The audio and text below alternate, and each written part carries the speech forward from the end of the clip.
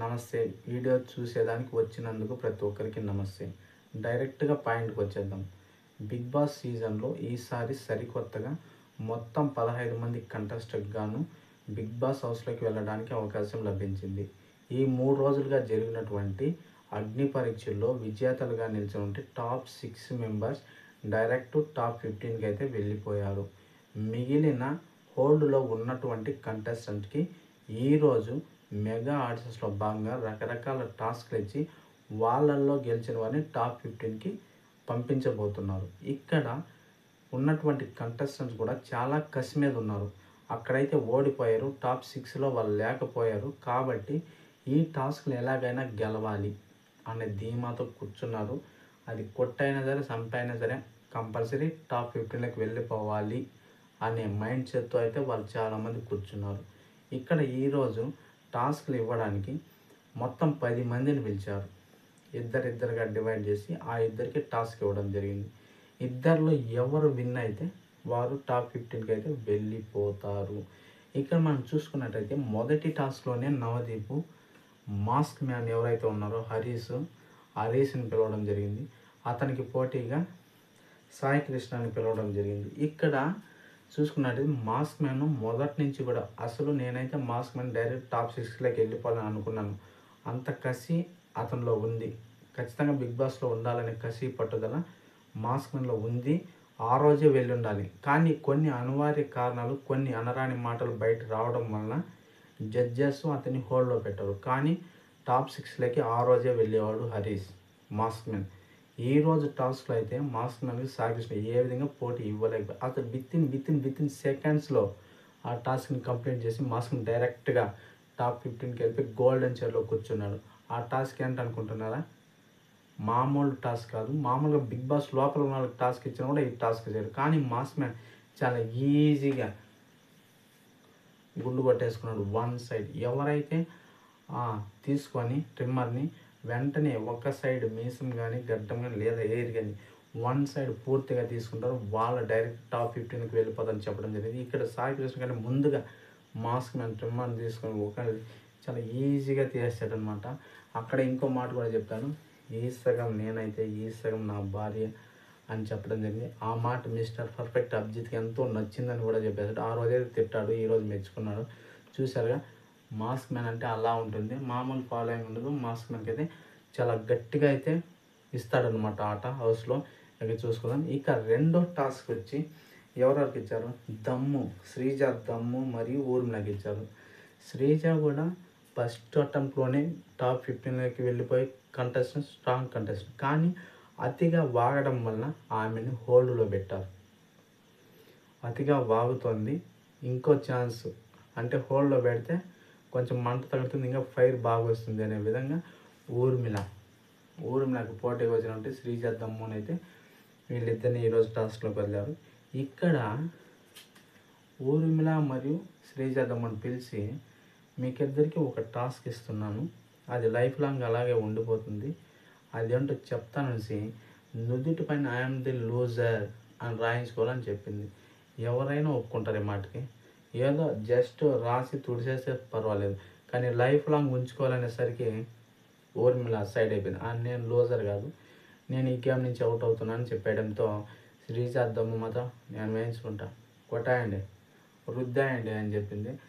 అప్పటికే క్లాప్స్ మోగిపోయి ఆమె డేర్ ఆ విధంగా ఉండింది. సరే, మళ్ళీ ఆమె చెప్పింది ఎవరు శ్రీమికి, ఇక్కడ వేయించుకోవడం కాదు, ఇక్కడ టాటూ వేసుకోవాలి. నేనైతే బిగ్ బాస్ 3లో వేసుకున్నాను బిగ్ బాస్ అనేసి, నువ్వు కూడా ఇక్కడ టాటూ వేసుకొని ఇక్కడ ఐ లవ్ బిగ్ బాస్ అనే టాటూ అయితే వేయించుకుంది. ఇక్కడ మనం శ్రీజ దమ్ము యొక్క కరేజ్ మరియు స్టామినా ఏంటని గుర్తించాలి. అమ్మాయి చూడడానికి చాలా సన్నగా ఉంటుంది, కానీ కరెంట్ తీగలాగా ప్రవర్తించింది అనమాట. ఇక మూడో రౌండ్లో ఎప్పుడెప్పుడు వస్తుందని సోల్జర్ పవన్ అయితే ఇతను కూడా ఫస్ట్ రౌండ్లోనే టాప్ 6లోకి వెళ్ళిపోవాలి. కానీ వీళ్ళు లోపల ఉన్నటువంటి టాలెంట్ని బయట తీయాలనే ఉద్దేశంతో వాళ్ళని హోల్డ్లో పెట్టినట్టు నాకైతే అనిపిస్తుంది. ఇక్కడ పవన్ ఆపోజిట్గా ఉన్నటువంటి వ్యక్తి కూడా చాలా స్ట్రాంగ్ ఉన్నారు. ఇద్దరు 71 కేజీలు ఉన్నారు. ఎవరైతే ఫుడ్ తిని 1 కేజీ పెరుగుతారో వాళ్ళు ఈ టాస్క్లో విన్ అని చెప్పడం జరిగింది మిస్టర్ పర్ఫెక్ట్ అభిజిత్. ఎంతైనా ఆయన క్యాల్కులేటెడ్ మైండ్ కదా. 1 కేజీ పెరగాలని ఇవ్వడం జరిగింది. ఇక్కడ ఫుడ్ని అంతా అరేంజ్ చేయడం జరిగింది. సోల్జర్, నేను అనుకున్న టాస్క్ మొదలవకముందే సోల్జర్ పవన్ కంపల్సరీ విన్ అవుతాడు, టాప్ 15లోకి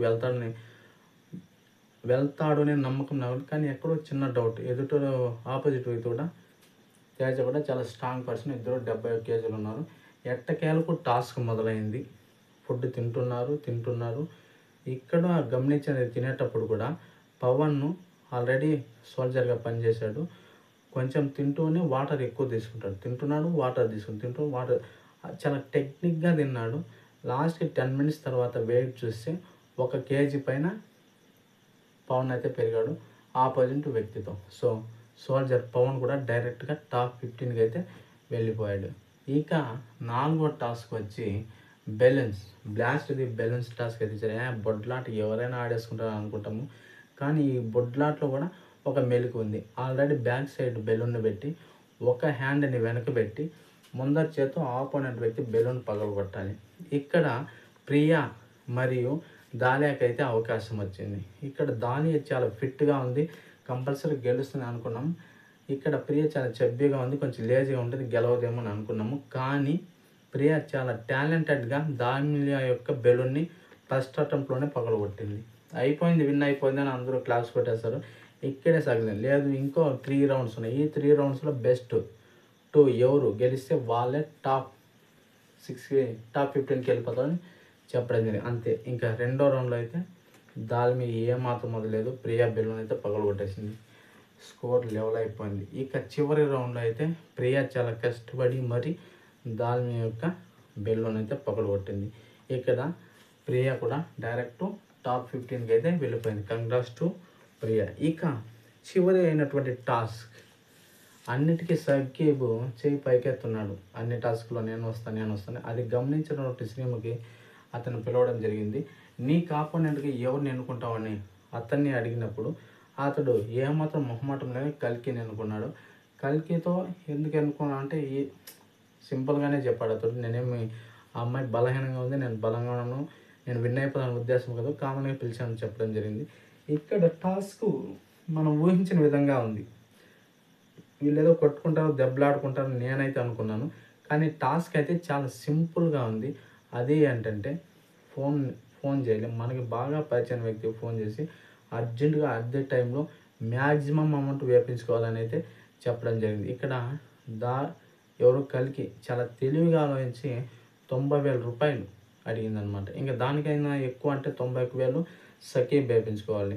సో ఈమెయితే డైరెక్ట్గా 90,000 అడిగేసరికి అక్కడ ఫోన్ లిఫ్ట్ చేసినటువంటి ఓకే 10 మినిట్స్ టైం ఇవ్వనేసి 50,000 ఒకసారి 41,000 ఒకసారి వేయడం జరిగింది. మరియు సకీబ్ అని కూడా పిలిచారు. ఇతన్ని నువ్వు కూడా ఫోన్ చేసుకో, వెంటనే డబ్బులు మ్యాక్సిమం అమౌంట్ వేస్తే ఎవరు ఎక్కువ వస్తే వాళ్ళు విన్ అవుతారని చెప్పడం జరిగింది. కానీ ఇక్కడ సకీబ్ అతనికి ఏమన్నా అర్థం కాకుండా ఉందో లేదా టాస్క్ ఏమన్నా అతడు సరిగా వినలో తెలియదు, కానీ జస్ట్ 10,000 రూపాయలు మాత్రం అడిగాడు. ఆ 10,000 వెంటనే వచ్చేసింది. ఇక్కడ కల్కి కాడితే చాలా టైం తీసుకుందాం తర్వాత పడింది. కానీ ఇక్కడ సకీబ్కి అయితే వెంటనే వేస్తారు. నేను అప్పుడేమనుకున్నా సకీబ్నే విన్నర్ చేయాలని అనుకున్నాను. ఎందుకంటే అడిగితేనే వాళ్ళు డబ్బు వేసేస్తారు, అది ఎంత అమౌంట్ అన్నా. కానీ ఇక్కడ కల్కికి అయితే వెయిట్ చేయించారు, ఇంకొక నెంబర్ నుంచి చేపిస్తాం, ఇంకొక నెంబర్ నుంచి అడుగుతున్నాను. ఇక్కడ సోది కొంచెం లాగ్ తీశారు, కానీ సకీబ్ అట్ ది టైం వెంటనే వేస్తారు. సరే ఈ చూసిందని శ్రీమికి ఇతనికి రెండో అవకాశం కూడా ఇచ్చింది. ఆ తర్వాత ఇంకా ఎక్కువ అమౌంట్ అడుగుతాడేమో నేనైతే అనుకున్నాను. కానీ వాళ్ళకి చెల్లికి ఫోన్ చేసి 30,000 అడిగినాడు. మొత్తానికి ఇక్కడ కల్కి మొత్తం 90,000 అడిగింది కాబట్టి ఆ 90,000 వచ్చి పడిపోయింది. ఇతనికి ఎంత పడింది? 60,000 వచ్చి పడింది. మొత్తం 30,000 డిఫరెన్స్ ఉంది. సో ఇక్కడ కల్కి డైరెక్ట్గా టాప్ 15కి అయితే వెళ్ళిపోయింది. లాస్ట్లో ఈ టాస్క్ పైన ఎవరికైనా అనుమానం ఉంది ఎవరికైనా అడిగినప్పుడు ఇక్కడ సిరీస్ యాదవ్ అయితే చేయి రైజ్ చేసింది. కానీ ఇక్కడ నవదీప్ ప్రవర్తించాడు, కొంచెం రఫ్గా ప్రవర్తించడం. నువ్వేనా పెద్ద తోప, నువ్వు అడగా అంత ఇది పెట్టుకోలేదు అని అడగడం తప్పు అని అయితే నాకు అనిపించింది. మొత్తానికి ఈరోజు జరిగినటువంటి ఎపిసోడ్ హైలైట్స్ అంటే ఇది. మొత్తం ఆల్రెడీ టాప్ 6 మెంబర్స్ అయితే టాప్ 15కి వెళ్ళిపోయారు. ఈరోజు ఇంకో 5 మంది కూడా వెళ్ళిపోయారు.